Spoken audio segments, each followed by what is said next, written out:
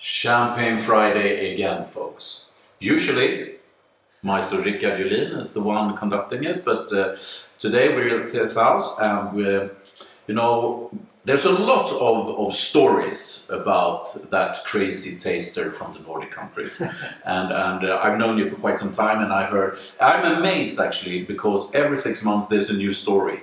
It could be from old friends or members of your family or people that you've met, during dinners or even at some producers. So all the time we learn something new. But the early days, Richard, how did it start? It didn't start in Champagne, did it? It was on another wine region, actually, where your love for wine started extremely early. Very early. Perhaps too early, people think. But, I would say like this. One of the most amazing things in my Champagne career is that I'm very happy that I couldn't afford buying the things that I was dreaming of when I fell in love with Champagne. Because today I meet many people who are in a very high economic status. So if they drink something good, they say, "Wow, I want a case," and those kind of things. I didn't realize then, but I see today that's one of the parts where I'm very fortunate with building up my career, and also not working with Champagne for many years. So I was a sports teacher before I became a professional, so it was just a hobby. I think those are two key parts.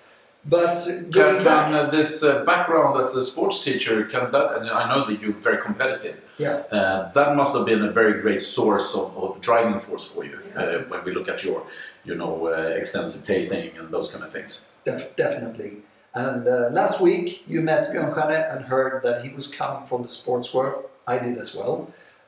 So before I became a sports teacher, I was a football player, and I was playing a bit of tennis, I was running, etc. But I was very competitive, I was very focused.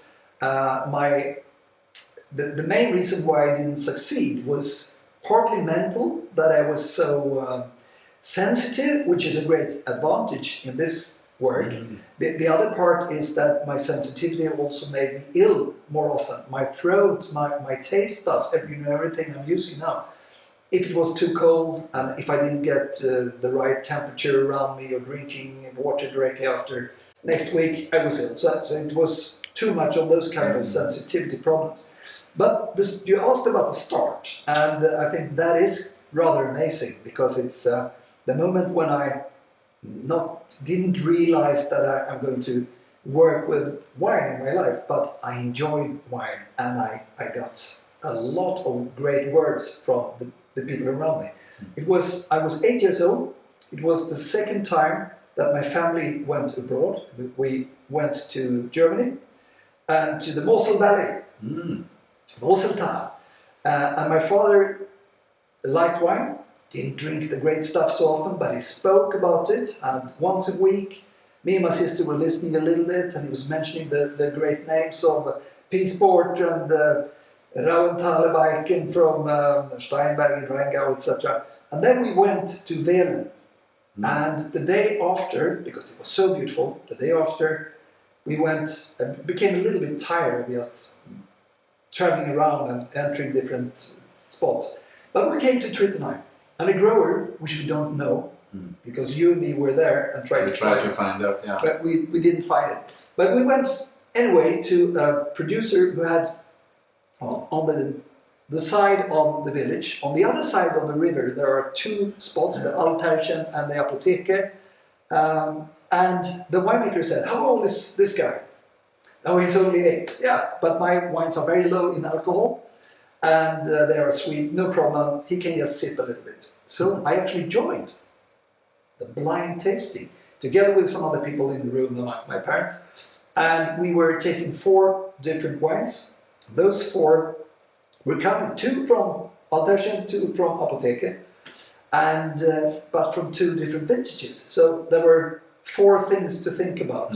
The 2 places, the terroir and the vintages, and to combine that.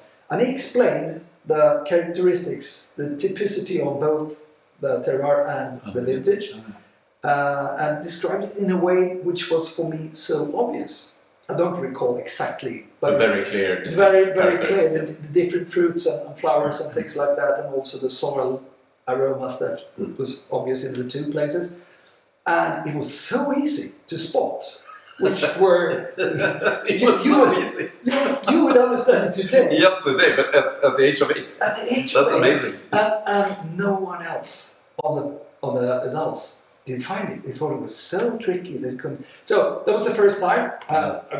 My parents were proud, and I was proud, and I was, it was easy. I like wine. Perhaps I will do something with wine when I get older.